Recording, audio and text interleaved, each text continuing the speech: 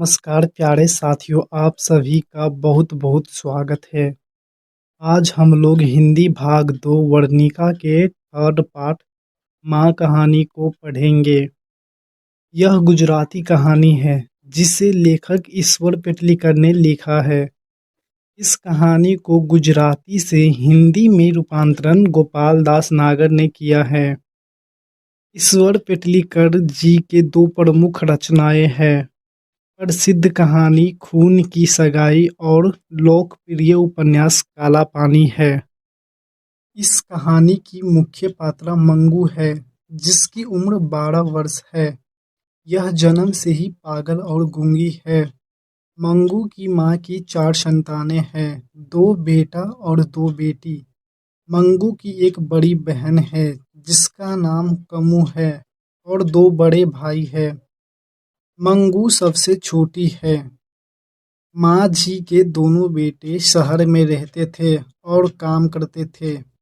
यह कभी कभी घर आते थे और देखते थे कि माँ इस पागल बेटी के पीछे माँ पागल रहती थी। उसको खिलाना, उसको सुलाना, उसके कपड़े चेंज करना, हमेशा उसी को बेटी बेटी करना, तो इन्हें बहुत बुरा लगता था। ये लोग कहते थे, माँ तुम्हारी लाड प्यार ने ही इसे और बिगाड़ दिया है। ये ना तो अपने से बाथरूम जा सकती है, ना ही नहा सकती है और ना ही कपड़े चेंज कर सकती है। कुछ भी नहीं कर सकती है। माँ ये पागल गूंगी जरूर है, लेकिन ये सुन तो सकती है ना। इससे बार बार कुछ बोलो, इसको मारो, ये अपने आप सीख जाएगी। लेकिन माँ कहती है ना, यह इसकी मजबूरी है। माँ मंगू को मारना नहीं चाहती है। माँ को एक साधु ने कहा था कि जब मंगू अगहन के महीने में 14 वर्ष की हो जाएगी तो वह ठीक हो जाएगी, जिससे अगहन का महीना माँ के लिए आराध्य देव बन गया था। गांव वाले इसको बार बार कहते हैं कि बहन जी आप मंगू को अस्पताल भेज दीजिए। माँ कहती है अस्पताल का मतलब गौशाला। अस्पताल भी एक गौशाला है। यदि मैं अस्पताल में अपनी बेटी को छोड़ दूंगी तो क्या पता कौन उसे खिलाएगा, कौन उसको सुलाएगा, कौन उसकी कपड़ा चेंज करेगा। मैं अपनी बेटी को अस्पताल नहीं भेज सकती हूँ। एक दिन एक मध्य विद्यालय में पढ़ने वाली लड़की, जिसका नाम कुसुम था, वह अचानक पागल हो जाती है। इस बात को सुन करके माँ को थोड़ा अच्छा फील होता है। कुसुम ऐसी पागल हो गई कि उसे बांध के रखना पड़ रहा था। तो माँ को लगा मेरी बेटी तो जन्म से ही पागल है और ये तो हाल फिलहाल में पागल हुई है। जब इसको अपने शरीर का होश नहीं है तो मेरी दुलारी बेटी को कैसे होश रहेगा, ये माँ सोचती थी मन में। उसके बाद कुसुम को अस्पताल भेजा गया, जहाँ पर उसे बांध करके रखा जा रहा था। 1 महीने के बाद कुसुम की हालत ऐसी हो गई कि कुसुम को खोल दिया गया। गांव में खबर आ गई कि कुसुम जो अस्पताल गई थी उसकी हालत थोड़ी ठीक हो गई है, उसे खोल दिया गया है। दूसरे महीने में कुसुम की हालत इतनी अच्छी हो गई कि कुसुम अपने से खाना पीना स्टार्ट कर दिया। तीसरे महीने में कुसुम बिल्कुल ठीक होकर वापस गांव आ गई। तो माँ ने सोचा, एक पागल लड़की अस्पताल में जाकर ठीक हो सकती है तो शायद मेरी बेटी भी ठीक हो सकती है। गांव के सभी लोग घर आ गए और बोले, माँ जी मंगू को अस्पताल क्यों नहीं भेजते?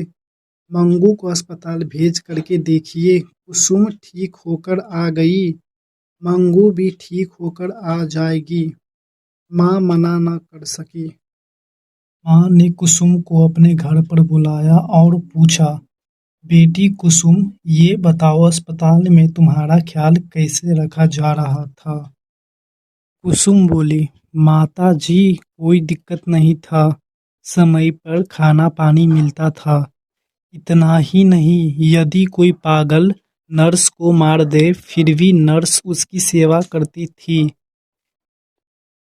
यह सुनकर माँ ने सोचा तब तो ठीक है, और बोली, क्या वह कपड़े बदलती थी? कुसुम बोली, सब कुछ करती है, टेंशन मत लो।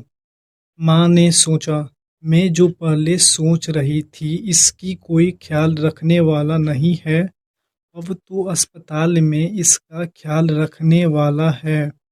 मंगू को अस्पताल भेजनी चाहिए। माँ ने अपने बड़े बेटे को पत्र लिखा, तुम जल्दी से घर आ जाओ, मंगू को अस्पताल लेकर जाएंगे। मंगू के भाई यही चाहते थे कि मंगू को घर से अस्पताल भेज दिया जाए, ताकि वो ठीक हो जाए या वही खत्म हो जाए। जो होना है वही हो जाए। जल्दी से उसके भाई घर आ गए। सभी लोग जाने के लिए तैयार हो जाते हैं। जब जाने की बारी आई तो माँ जी का दिल घबराने लगा। जिस बच्ची के साथ उन्होंने 12 वर्ष बिताए थे, अब अगहन के महीने में 14 वर्ष की होने वाली है।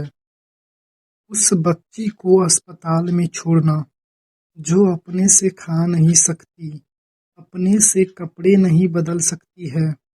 वे लोग किसी तरह घर से निकले और बैलगाड़ी से स्टेशन पहुंचते हैं। फिर उसके बाद ट्रेन में बैठते हैं। ट्रेन में कुछ लोग उन्हें मिलते हैं। वे बोले, यह लड़की पागल है क्या?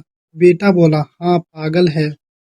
फिर वे बोले, इसको आप कहाँ छोड़ने जा रहे हो? बेटा बोला, अस्पताल लेकर जा रहे हैं। फिर वे बोले, इसकी माँ जिंदा नहीं है क्या? अस्पताल में ये मर जाएगी। माँ बोली, आप ऐसा क्यों कह रहे हैं? वह बोला, मेरे गांव की एक बूढ़ी औरत 4 साल से अस्पताल में है। वह जैसी थी वैसी ही है। उसके बेटे छोड़ आए उन्हें, और जब भी कोई गांव वाले उनसे मिलने जाते हैं तो वह कहती है, आप यहाँ से मुझे लेकर चलिए। अब माँ के मन में दो बातें हो गई। ये कुसुम तो अस्पताल से ठीक होकर आई थी, और अभी यह कह रहा है कि बूढ़ी औरत पूरे 4 वर्षों में ठीक नहीं हुई। माँ का कलेजा कांपने लगा कि मंगू को कैसे छोड़ दे वहाँ। माँ मन ही मन सोचती थी कि अगर मेरे साथ मेरा बेटा नहीं होता तो मैं यहाँ से भी अपनी बेटी को वापस घर लेकर चली जाती। लेकिन बेटा साथ है, अभी बेटा क्या बोलेगा? अगर इसे वापस ही लेकर जाना था तो मुझे काम से क्यों बुलाया? यह सोचकर माँ डर गई। वे लोग अस्पताल पहुँचे और वहाँ उन्होंने देखा कि एक पत्नी अपने पति को बोल रही थी, देखो ना, ये जो नर्स है मुझे ब्रश नहीं करने देती है, ये जो नर्स है मुझे बाल ठीक नहीं करने देती है। लेकिन माँ ने देखा, उसकी मुंह धोया हुआ था, उसकी बाल अच्छा था। उसके बाद बोली कि मैं अभी मुंह धोना चाहती हूँ, तो फिर नर्स ने पानी लाकर दी। माँ को समझ नहीं आया, इसका तो पहले से मुंह धोया है, उसके बावजूद पानी मांगा तो नर्स ने लाकर दे दिया, इसका मतलब नर्स अच्छी है। माँ को समझ नहीं आ रहा था कि मैं क्या करने जा रही हूँ। कभी लगता है अच्छा है, कभी लगता है बुरा है। वहीं पर माँ ने देखा कुछ पागल एक कमरे में अजीब से हरकत कर रहे थे, तो माँ को लगा इसको खाने के लिए नहीं देता होगा, इसलिए ऐसा कर रहा है। अब मंगू को माँ अस्पताल के अंदर लेकर गई। मंगू को कुछ भी पता नहीं है कि हमको कहाँ लेकर आया है, उसके साथ क्या होने वाला है। वह सिर्फ अपने नए कपड़े को देख रही थी। माँ ने कहा, क्या मैं एक बार देख सकती हूँ कि मंगू को कहाँ रखा जाएगा? तो डॉक्टर ने कहा, नहीं देख सकती है आप कि मैं मंगू को कहाँ रखूँगा। डॉक्टर बोला, जिस प्रकार आपका बेटा है, आप मुझे भी अपना बेटा समझिए। आज से मंगू मेरी बहन है। नर्स बोली, जैसे आप माँ है, वैसे मैं अब मंगू के लिए माँ बन गई हूँ। मैं सब कुछ करूँगी। माँ बोली, क्या आप मेरी मंगू को समय पर खिलाएंगे? क्या आप मेरी मंगू का 5 बार कपड़ा चेंज करेंगे? नर्स बोली, हाँ, सबको समय पर खाना मिलता है, सबका कपड़ा चेंज होता है। माँ बोली, मेरी मंगू को नींद नहीं आती रात में, लाइट बंद कर दीजिएगा। तो डॉक्टर ने बोला, नींद की गोली दी जाती है। आप परेशान मत होइए। अब मंगू को नर्स लेकर चली गई। माँ दुखी मन से बाहर आई। वे लोग घोड़े गाड़ी पर बैठकर ट्रेन के पास आ गए। वे लोग ट्रेन में बैठ गए। ट्रेन में माँ को याद आई, मेरी मंगू तो धरती पर कभी नहीं सोई है। ये पूछना तो भूल ही गई कि वे लोग मंगू को कहाँ सुलाएंगे। यह बात सोच के माँ दुखी हो गई।